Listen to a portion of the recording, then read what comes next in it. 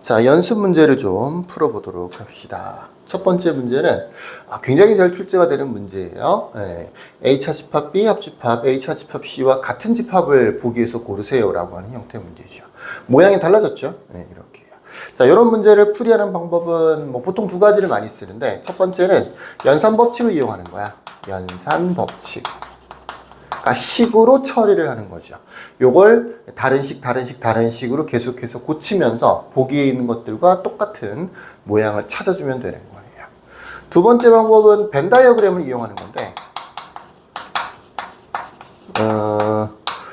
연산법칙에 익숙하지 않은 학생들이 많다 보니까 벤 다이어그램을 주로 많이 씁니다. 그러니까 얘 벤 다이어그램으로 그려보고 보기들 중에서 똑같은 걸 찾아내면 되는 거지. 같은 영역의 빗금이 똑같이 칠해지는 보기에 있는 집합을 골라주면 걔가 정답이 되는 거야. 단점이 있다면 역시 이제 벤 다이어그램은 보기에 있는 것들을 거의 다 그려봐야 되는 거지, 얘도 그려봐야 되는 거고 얘네들도 다 그려봐야 되는 거니까 시간이 조금 오래 걸릴 수가 있어. 물론 이제 벤 다이어그램에 익숙해지면 금방금방 그릴 수 있으니까 요것도 괜찮은 방법이 되겠죠. 참고로 요거 각각의 것들을 한번 벤 다이어그램으로 그리는 것도 한번 연습을 해보도록 하시죠. 자, 우리는 연산법칙을 이용해서 문제를 풀이를 할 건데, 연산법칙이라고 하면 일단 어렵다라는 느낌이 많이 드는데 그렇지가 않아요. 사용할 수 있는 연산법칙이라는 게 별게 없어. 교환법칙, 그 다음에 결합법칙, 요거 두 개는 설명할 것도 별로 없죠. 교환법칙이라고 하는 것은 앞뒤에 자리를 바꿔줄 수 있다는 거고, 결합법칙은 똑같은 연산이 3개 이상 있을 때 괄호의 위치를 마음대로 조정해 줄 수 있다는 그런 것들이 있기 때문에 요건 수시로 사용할 수 있겠지만 그렇게 많이 어렵지는 않아요. 그 다음에 핵심적으로 많이 사용되는 게 뭐냐면 차집합의 성질이라는 걸 많이 써요. 차집합 성질. 생소한가요? 네. 연산법칙을 활용할 때는 대체로 이렇게 차집합이 있을 때는 연산법칙이라는 것 자체가 잘 없어. 그러니까 차집합이 없어야 돼, 일단은. 오히려 거꾸로지. 차집합이 있음으로 해서 이 식이 굉장히 간단해 보이는, 또는 벤 다이어그램을 그린다든지 이랬을 때는 오히려 여집합보다 차집합이 그리기가 쉬운데, 연산법칙에서는 차집합이 있으면 연산법칙을 못 써먹어요. 그래서 일단 차집합이 보이는 것들은, 이런 것도 마찬가지겠죠. 차집합이 보이는 것들은 일단 다 바꿔줘야 돼요. 어떻게 바꾸느냐? A 차집합 B를 A 교집합 B 여집합, 그러니까 차집합이 되어 있는 집합, 요집합에 여집합을 뒤에 붙이는 거야. 근데 꼭 이렇게 두 개짜리만 그런 게 아니고, 예를 들어서 A 차집합 B 교집합 C라고 되어 있을 때도 마찬가지가 되겠죠. 요 차집합 같은 경우에도 이 뒤에 있는 괄호 전체를 한 묶음으로 생각한다면 A 교집합, B 교집합 C의 여집합으로 고쳐줄 수가 있는 거죠. 자, 요렇게 차집합의 성질을 이용해서 일단은 연산법칙을 쓸 마음을 정했다. 그러면 차집합이 보이는 것들 일단 다 바꿔야 돼. 교집합, 여집합으로. 그게 첫 번째고요. 두 번째는 경우에 따라서 달라지는 거지만 분배법칙이 있고요. 분배법칙이 있고요. 그 다음에 드모르간 법칙이 있어요. 자, 분배법칙은 어떤 거냐면 두 가지인데, 예를 들어서 A 교집합 B 합집합 C처럼 A 교집합을 이렇게 하는 것도 분배법칙이라고 하고요. 그러니까 A 교집합 B, 그 다음에 합집합 A 교집합 C 이렇게 바꾸는 거. 요렇게 집합으로 따지면 하나, 둘, 세 개짜리를 하나, 둘, 네 개짜리로 바꿔주는 거죠. 마치 이제 괄호를 푸는 듯한 모습이야. 요런 것도 분배법칙이라고 하는데, 이쪽 방향에서 이쪽 방향으로 넘어가는 거, 이것도 많이 써. 이것도 분배법칙인 거야. 사실은 분배법칙이라고 하는 것은 얘랑 똑같다는 거지, 얘를 무조건 얘로 고치라는 게 분배법칙은 아니거든요. 자, 이쪽으로 넘어가는 걸 잘 보시면 어떻게 넘어가는 거냐면 A 교집합 마치 공통인수로 묶어내듯이 이 A 교집합, A로 묶어내면 안 돼. A 교집합으로 묶어내는 거야. 그럼 어떻게 되느냐? A 교집합으로 묶이겠죠. 그럼 이제 B 합집합 C가 남는 거죠. 주로 이런 모양을 이런 모양으로 보통 많이 고쳐. 이 경우에도 대체로 이제 그냥 B, C 다 이렇게 나오는 건 아니고, 보통 A 여집합 이런 식으로 나오는 경우도 많아요. B의 여집합 이런 식으로 나오는 경우가 많아요. 그러니까 여집합이 섞여 있는 경우가 많다고요. 자, 묶어낸다는 거. 또는 하나를 이렇게 분배 법칙을 한다든가 분배 법칙을 한다든가 아니면 묶어낸다든가 이런 것들을 전부 다 뭐라고 하느냐면 분배 법칙이라고 하는 거예요. 왔다 갔다 할 수 있어야 되는 거죠. 예, 분배 법칙이고요. 드모르간 법칙은 잘 알죠. 뭐 전체적으로 A 합집합 B 전체의 여집합으로 되어 있을 때 이거를 A 여집합, 교집합, B 여집합 가운데도 바뀐다는 거 또는 역시 마찬가지로 드모르간 법칙 같은 경우에도 이 모양을 이 모양으로 고치는데도 활용이 됩니다. 그러니까 사용할 수 있는 연산 법칙이라는 게 이렇게 한 4-5가지 정도밖에 안 돼요. 교환 법칙, 결합 법칙. 잘 아는 거죠. 차집합이 보이면 일단은 고쳐라. 교집합, 여집합으로 고쳐라. 이렇게를 해놓고 보면 그 다음에는 분배 법칙을 쓸 수 있을까? 드모르간 법칙을 쓸 수 있을까? 요거를 생각해 보면 돼요. 주로 참고로 분배 법칙은 아무 때나 막 하는 건 아니고 뭐 A와 A 여집합 아니면 B와 B 여집합 이렇게 하나의 집합에 대해서 원래 집합과 여집합이 동시에 포함되어 있는 경우에 또 주로 분배 법칙을 많이 사용을 합니다. 어쨌든 그런 연산 법칙을 이용해서 1번 문제를 한번 풀어볼게요. 그럼 조금 전에 설명했던 걸 기억을 하면 일단 뭐부터 해야 되겠어? 차집합이 있으면 아무것도 못하니까 차집합을 일단 교집합, 여집합으로 고쳐야 되겠지. 여기도 차집합이 보이고 여기도 차집합이 보이니까 이렇게 할 수 있어. A 교집합, B 여집합과 그 다음에 다시 합집합 A 교집합, C 여집합 정도로 바꿔줄 수 있는 거죠. 이렇게 하면 차집합의 성질을 1단계로 사용을 한 겁니다.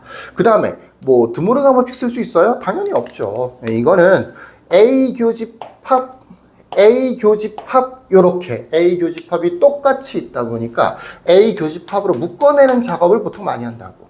이걸 뭐라고 하느냐? 분배 법칙이라고 하는 거예요. 네. 그럼 이제 B 여집합이 남고 합집합, C 여집합이 남았어요. 이 모양을 보면은 A 교집합, B 여집합, 합집합, C 여집합이 된 거죠. 다시 분배 법칙을 하면 위로 다시 올라가겠지, 그지? 그 다음에 사용할 수 있는 연산 법칙은 이쪽 모양을 보시면 B 합집합, B 여집합, 합집합, C 여집합이 되는 거니까 이건 드모르간 법칙을 쓰면 좋겠지. 그래서 A 교집합, B 합집합, C의 여집합으로 고치는 거죠. 합집합이 아니고 교집합. 미안해요. B 교집합 C의 여집합으로 고치는 거죠. 이제 이것과 유사한 형태들을 답에서 골라주면 되는데 여기 있죠. 5번. 아니네요. 잘못 봤어요. 2번 실수했네. 여기 있죠. A 차집합, B 교집합 C. 왜 그런 거냐? 뭐 얘를 고쳐도 되고 얘를 고쳐도 됩니다. 여기 보면 차집합이 보이죠? 내가 차집합이 보이면 보통 교집합, 여집합으로 고쳐야 연산 법칙을 쓸 수 있다 그랬었잖아. 그래서 얘 같은 경우에는 A 교집합, B 교집합 C를 한 덩어리로 생각해서 거기다 여집합을 이렇게 붙여보면 얘랑 똑같은 모양이 되는 거지. 또는 여기서도 교집합, 여집합을 차집합으로 고친다면 4번과 같은 답이 만들어지겠죠. 그런 식입니다. 이렇게 집합의 연산 법칙을 사용한다는 게 쓸 수 있는 연산 법칙이 몇 가지가 없으니까 그걸 일단 좀 나열을 해놓고 그 중에서 뭘 쓸 수 있는 모양인가. 똑같은 게 있어서 묶어내야 되겠다. 여집합, 합집합, 여집합, 여집합이네? 그럼 드모르간 법칙을 한번 써줘야 되겠다. 이런 식으로 생각을 해낼 수 있으면 문제풀이 하는데 도움이 될 수 있습니다. 자, 그래서 정답은 4번이 되는 거고요. 2번 같은 문제도 굉장히 잘 출제가 되죠. 자, 여기 굉장히 복잡해 보이는 집합이 있죠. 뭐 연산이 많이 섞여 있어요. 그 다음에 교집합 A 해서 결과적으로 다시 A가 된 거죠. 이런 겁니다. 요거는 나중에 이게 부분집합 관계 때문에 A가 똑같이 다시 나왔잖아. 요건 나중에 왼쪽에 있는 요 교집합 왼쪽에 있는 이 부분을 잘 정리를 한 다음에 그 다음에 부분집합 관계를 따져보면 정답에 한층 가까워지겠죠. 자, 요 모양을 다시 한 번만 써볼게요. 이 중괄호 부분을. 중괄호는 띄고 요만큼만 다시 한번 써볼게. 바로 교집합 앞쪽에 있는 이 전체를 다시 한번 써보십시다. 일단은 A 합집합, B 여집합이라는 게 보이고요. 잘 봐야 돼요. 가운데는 교집합으로 되어 있죠. 다시 괄호가 있고요. 못 봤을 수도 있는데 괄호 전체에 이렇게 여집합이 붙어 있습니다. 괄호 전체에 이렇게 여집합이 붙어 있어요. 그 다음에 여기는 A 교집합 B라고 되어 있어요. 자, 이 상태에서 물론 이 문제도 아까 1번에서와 마찬가지로 벤 다이어그램을 활용해서 문제를 풀 수도 있어. 이거는 사실은 1번보다는 조금 더 수월할 수도 있지. 1번 같은 경우는 벤 다이어그램을 여러 개를 그려봐야 되는데 이거는 마음 먹고 요만큼만 벤 다이어그램으로 잘 그려보면 되는 거니까 그게 뭐 어렵진 않죠. 이만큼을 벤 다이어그램으로 그린다라고 쳤을 때는 대체로 교집합, 여집합을 차집합으로 고쳐주는 게 좋아요. 근데 연산 법칙을 사용해서 조금 간단하게 만든다라는 생각이 든다면 그때는 차집합으로 고치는 건 좋지 않아. 그러니까 차집합은 벤 다이어그램에서는 조금 더 도움이 되고 교집합, 여집합은 요거는 연산 법칙에서는 조금 더 도움이 될 수가 있어. 모양상. 그러니까 차집합은 벤 다이어그램용이라고 생각하시면 특히 이런 형태의 문제에서 조금 이해하기가 쉬울 거예요. 아, 나 이건 벤 다이어그램 그릴 거야 라고 하면 교집합, 여집합을 차집합으로 고쳐서 벤 다이어그램을 그려주시면 되고요. 나는 연산 법칙을 써야 되겠어 라고 한다면 그렇다면 교집합, 여집합은 그대로 남겨놓고 다른 걸 할 수 있는 걸 생각해 보면 좋아요. 이 문제에서는 무엇을 할 수 있느냐? 앞에도 괄호가 있고 뒤에도 괄호가 있는데 뒤에 괄호는 여집합으로 묶여있죠. 한 덩어리 같은 역할이란 말이야. 그래서 이거를 드모르간 법칙으로 이렇게 바꿔줘요. A 여집합, 가운데 교집합은 합집합으로 바꿔야 되는 거고요. 뒤에 거는 B 여집합으로 바뀌겠죠. 이해가 되시겠죠? 요렇게요. A 여집합, 합집합, B 여집합으로 고칩니다. 이 여집합을 드모르간 법칙을 이용해서 이렇게 바꿔놓은 거죠. 드모르간 법칙을 지금 사용을 했습니다. 무슨 얘기인지 이해가 되시겠죠? 그 다음에 다시 한번 써볼게요. A 합집합, B 여집합. 그 다음에 교집합. A 여집합, 합집합, B 여집합. 자, 앞에도 괄호가 있고 뒤에도 괄호가 있어요. 이거는 모양을 잘 봤을 때 합집합, 비여집합 순서는 상관이 없어요. 합집합, 비여집합 교환 법칙을 쓸 수 있기 때문에 만약에 이게 거꾸로 비여집합, 합집합 A라고 돼 있어도 마찬가지기는 해. 이렇게 똑같은 부분이 섞여 있단 말이야. 그럼 뭐 하면 좋겠어? 똑같은 부분이 섞여 있는데 묶어내면 좋겠지. 그게 분배 법칙이 되는 거죠. 이렇게요. 앞에서는 A가 남고요. 가운데는 교집합, 뒤에서는 A 여집합이 남고요. 그 다음에 다시 뭐가 됐어요? 합집합, 비여집합이 된 거죠. 합집합, 비여집합.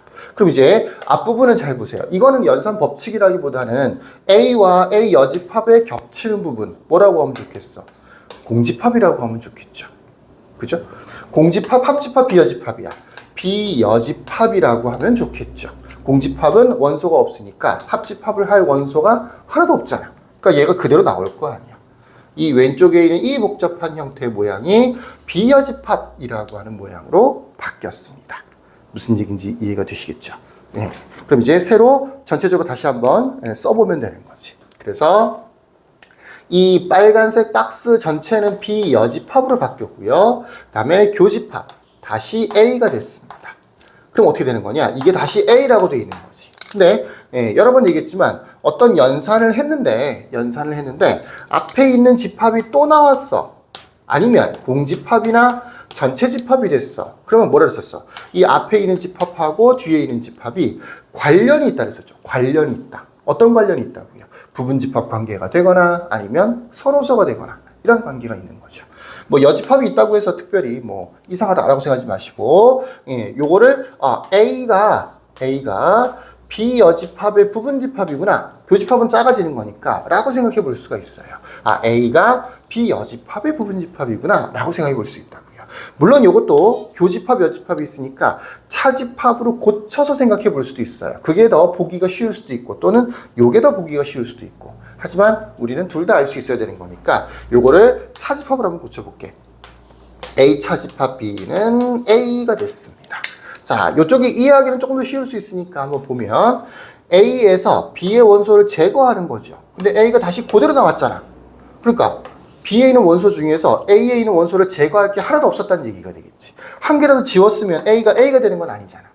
그러니까 A 교집합 B가 공집합이구나. 서로소구나 라는 걸 알 수가 있는 거죠. 또 이것도 마찬가지입니다. 어떻게 보면 A에 있는 원소가 전부 다 B 여집합에 들어있어요. 그러니까 B에는 A의 원소가 하나도 없다는 얘기가 되는 거죠. 그러니까 서로소구나 라고 할 수도 있죠.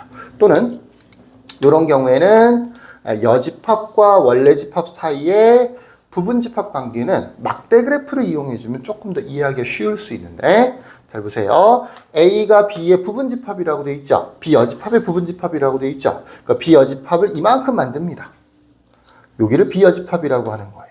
그럼 그 안쪽에 오른쪽에 붙여서 이렇게 A를 만드는 거죠.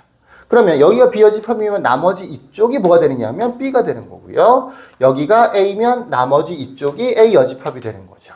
바로 A가 들어있는 부분하고 B가 들어있는 부분을 비교해 보세요. 중간에 좀 비었죠? 네.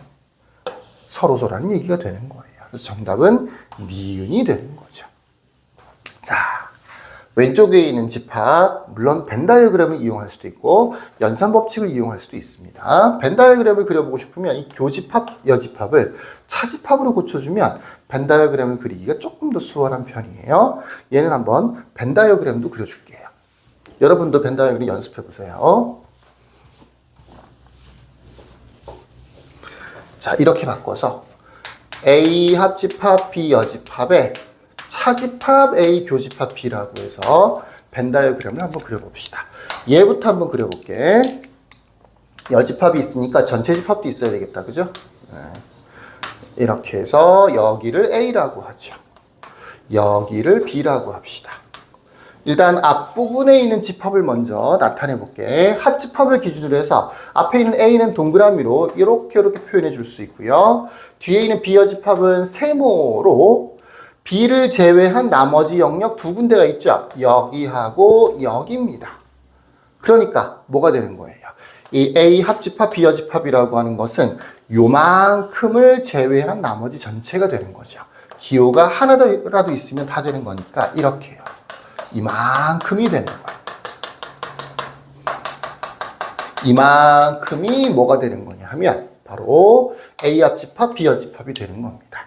거기에 차집합이 있죠. 차집합은 X로 표시해 볼게요. A 교집합 B 정도는 쉽게 할 수 있죠. A 교집합 B는 바로 이 부분입니다. 이 부분. 그래서 이 부분을 이렇게 지우는 거예요. 지운다. 영역에서 지운다는 얘기야. 그러면 뭐가 남아? 여기가 없어지는 거니까 빗금친 부분이 줄어들었죠. 빗금친 부분이 이 영역과 이 영역으로 줄어들었죠. 그러니까 뭐가 되는 거야? B라고 하는 집합을 제외한 나머지 두 부분이 되는 겁니다. 이렇게 벤 다이어그램으로도 쉽게 요거를 이거는 B 여집합이구나 라는 걸 알 수가 있습니다. 자, 연산 법칙을 조금만 더 연습해 보세요. 벤 다이어그램, 두 가지를 다 해보세요. 벤 다이어그램도 실제 문제 풀이할 때는 도움이 많이 되니까. 자, 여기까지. 끝.